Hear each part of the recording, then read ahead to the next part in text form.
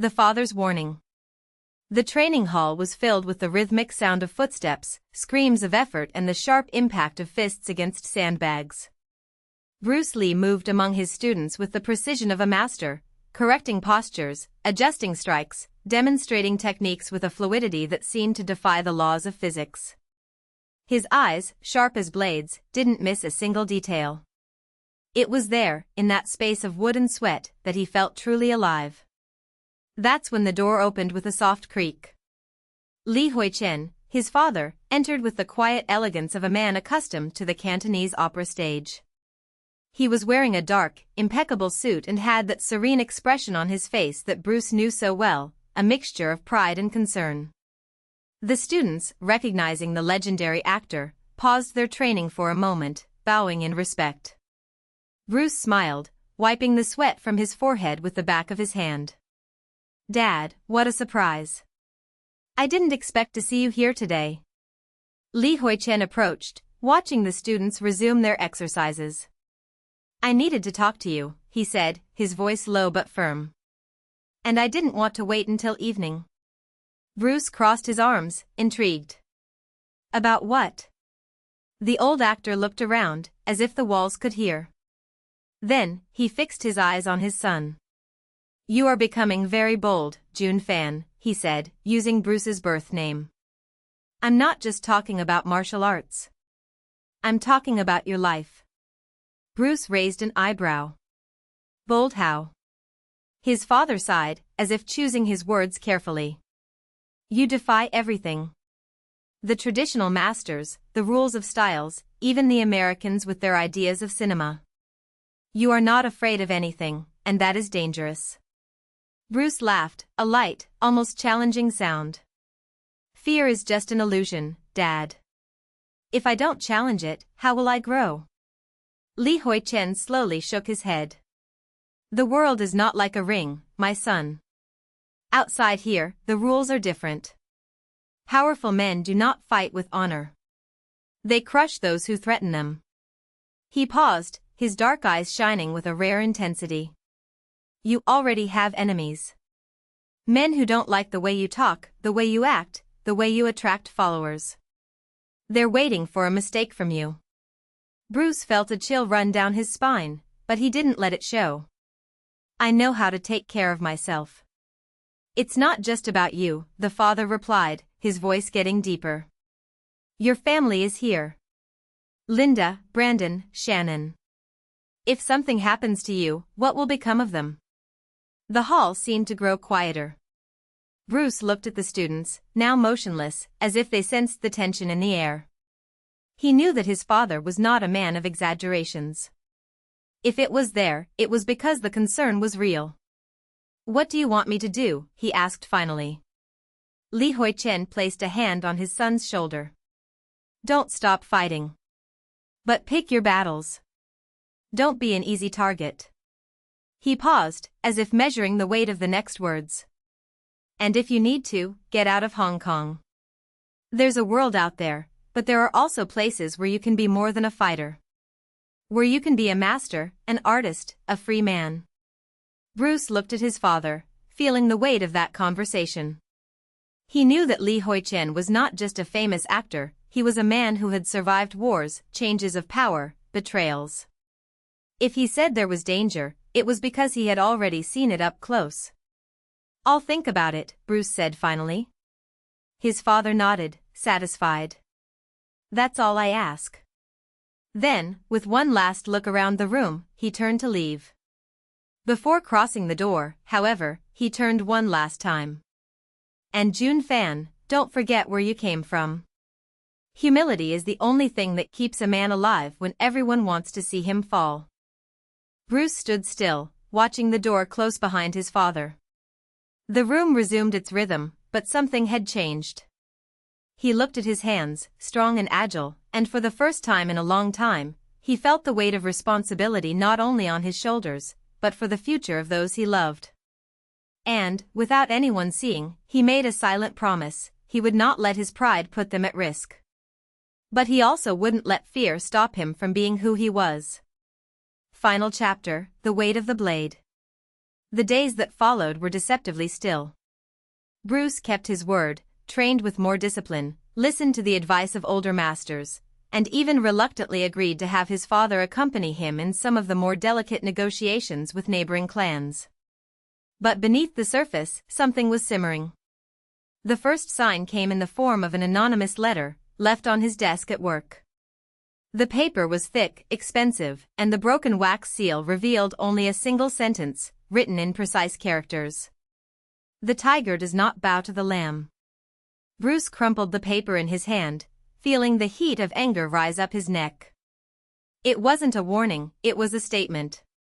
Someone within the clan itself, or perhaps an old enemy, had decided it was time to test him.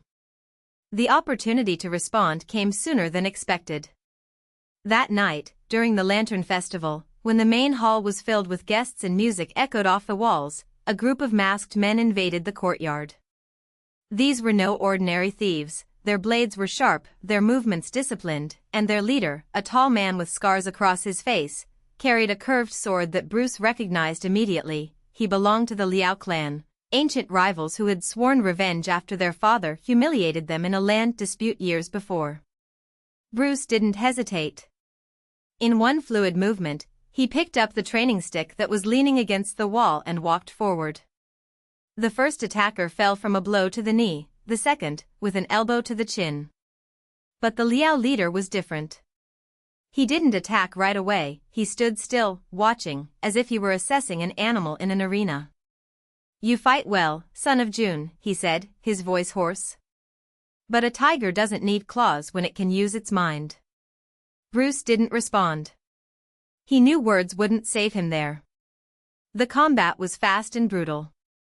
The Liao leader was older, more experienced, but Bruce had something he didn't, the fury of someone who couldn't fail. When the enemy's blade passed inches from his neck, Bruce spun, disarmed him with a precise kick and, before the man could react, pressed the tip of the bat against his throat. "Tell your master that the next time he sends men to die, let him come himself," he whispered. The Liao leader smiled, blood dripping from the corner of his mouth. "He's already here." It was then that Bruce heard the scream. His father was in the center of the room, surrounded by 3 men. One of them held a knife to Jun Fan's throat, while the other 2 held his father's hands immobilized. The music had stopped. The guests, in panic, huddled against the walls. Bruce felt the world slow down. "Let go of him," he ordered, his voice low, dangerous. The man with the knife laughed. "Or what? Are you going to kill us before I slit his throat?" Bruce didn't look at his father. It didn't need to. He knew that Jun Fan was watching him, calmly, as if he had already accepted what was coming. So he did the only thing he could. He dropped the baton. The men laughed triumphantly. But before they could react, Bruce lunged, not toward his father, but to the side, straight into the iron chandelier that hung from the ceiling. With a precise blow, he ripped him from his chains and threw him at his attackers. The impact knocked 2 of them down, and the third, surprised, loosened his grip on Jun Fan. It was enough. Jun Fan freed himself, picked up the knife from the ground and, in a move that Bruce would never forget, plunged it into the chest of the man threatening him. The hall fell silent. Afterwards, when the bodies were removed and the guests dispersed, Bruce found his father in the gardens, washing his hands in a basin of water. "You could have died," said Bruce, his voice hoarse. Jun Fan didn't look at him. "We all die one day. What matters is how we live until then." Bruce wanted to scream, argue, say it wasn't fair, that he wasn't ready. But the words died in his throat. "They will come back," he said at last. "Yes," agreed the father. "And we'll be ready." Bruce took a deep breath. It wasn't the answer he wanted, but it was the only one that mattered. The following months were of preparation. Bruce trained not just his body, but his mind. He learned to read the intentions in men's eyes, to anticipate moves before they were made, to use fear as a weapon. His father, in turn, strengthened alliances, sent spies, and ensured that when the next attack came, it would not be a surprise. And it came. On the night that winter began to give way to spring, the Liao attacked in force. This time, they weren't masked men, they were warriors in full armor, led by the clan patriarch himself, a wizened old man but whose eyes glowed with the same bloodlust as they had decades ago. Bruce and his father fought side by side, as they had never done before. There were no words between them, just synchronized movements, as if they shared a single mind. When the battle ended, the Liao patriarch was dead, and his men were in retreat. But Jun Fan was also injured.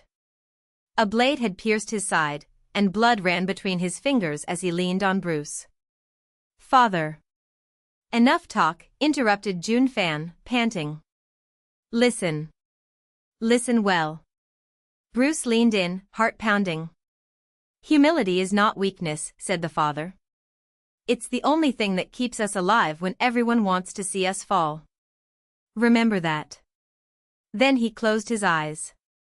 And he didn't open them again. The funeral was simple, as Jun Fan would have wanted. Bruce stood next to the grave, hands clenched into fists, feeling the weight of the earth being thrown onto the coffin. He didn't cry. Because he knew his father wouldn't have liked it. Years later, when Bruce Jun Fan's name was whispered with respect in all clans, and when his enemies trembled at his approach, a young warrior, eager to prove his worth, asked him what the secret of his strength had been. Bruce looked at the horizon, where the sun was setting over the mountains, and smiled. "I learned that a man is not just made of muscles and swords," he said. "It's made of choices. And mine was to never forget where I came from." Then he turned and walked away, leaving the young man to his own questions. And so, the blade that had once been raised against him became just a shadow, and he, the tiger who had learned to walk among the lambs without ever bowing. Tiger's legacy. The years passed like leaves in the wind, and Bruce Jun Fan became more than a name, he was a living legend.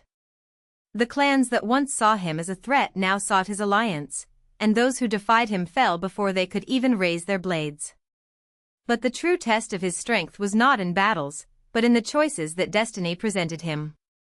One day, a messenger arrived at their mountain stronghold, bringing news of an impending war.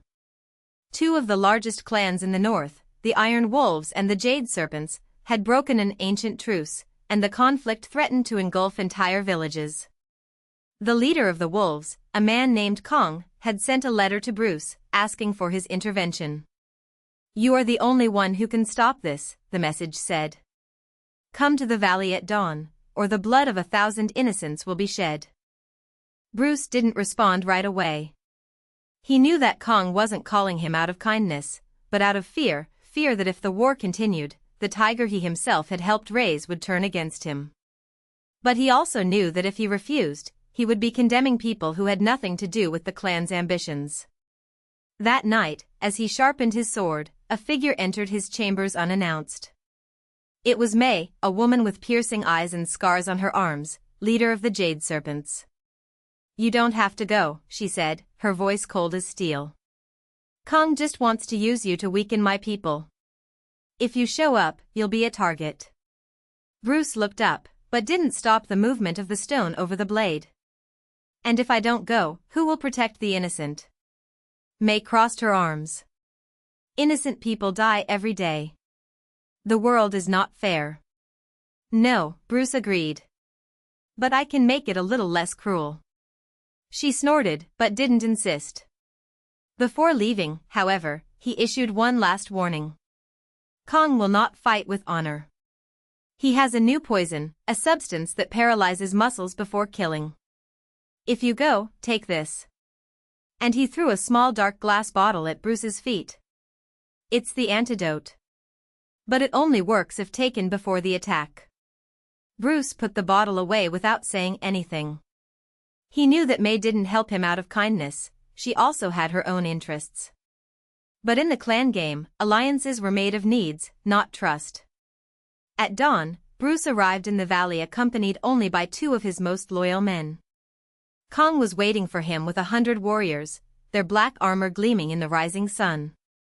The leader of the Iron Wolves was a tall man, with a face marked by a scar that ran from his forehead to his chin. Bruce June fan, said Kong, opening his arms in false cordiality. I'm glad you came. It will save a lot of lives. Bruce didn't move. Stop this war. Or I will end it for you. Kong laughed, a harsh, joyless sound. You were always direct. But the world doesn't work like that. The jade serpents killed my brother. Blood calls for blood. And how many more will die because of this? Anyone who is necessary. Bruce looked around. Kang's warriors were tense, some holding small blowguns hidden in their sleeves. The poison. He discreetly touched the flask on his belt. Then there's nothing more to say, he said, and drew his sword. The first attack came quickly. A warrior beside Kong raised his blowgun, but Bruce had already moved, kicking him down before he could blow the dart away. Chaos ensued. His men fought fiercely, but were outnumbered. Bruce felt the wind of a blade passing close to his neck and dodged at the last moment, stabbing his sword into an enemy's chest. Kong, however, did not enter the fight. He stood still, watching, as if waiting for something. It was then that Bruce understood. It wasn't a battle. It was a trap. Jade serpents emerged from the surrounding hills, surrounding them.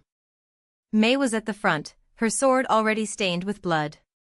You should have stayed out of this, she said, looking at Bruce with something close to disappointment. Bruce didn't respond. He knew that Kong and May had planned this together, a temporary alliance to eliminate him. But he was no longer the young man who fought just for survival. He was the tiger who had learned to see beyond appearances. With a quick movement, Bruce threw the vial of antidote onto the floor, shattering it. The liquid spread into the air, and Kang's warriors, who had unknowingly inhaled the poison, began to stagger. May shouted an order, but it was too late. His men had also been exposed. What did you do? Kong roared. What you should have done, Bruce replied. I stopped the war before it started. May advanced, furious, but Bruce disarmed her with a single blow. Kong, weakened, tried to flee, but one of his own men, now loyal to Bruce, cut him down. When the sun was high in the sky, the valley was silent. The survivors, on both sides, looked at Bruce with a mixture of fear and respect. You have two choices, he said, his voice echoing across the mountains. You can keep fighting until there are none of you left. Or you can pledge allegiance to a new clan, one that does not bow to kings or senseless wars. One by one, the warriors lowered their weapons. And so, the tiger that was once hunted became the leader who united the clans. But peace is never free. Years later, when Bruce was already a gray-haired old man, sitting on the edge of a river, a young warrior approached, the same one who, decades before, had asked him about the secret of his strength. Master, said the young man, kneeling down. How did you know they would follow you? Bruce smiled, eyes fixed on the running water. Because I didn't offer them power. I offered them a purpose. And a man without a purpose is just a dull blade, dangerous, but useless. The young man nodded, but Bruce continued. But remember, every choice has a price.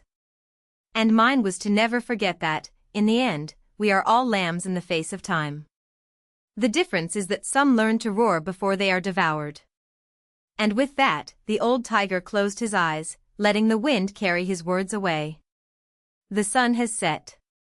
And the legend fell silent.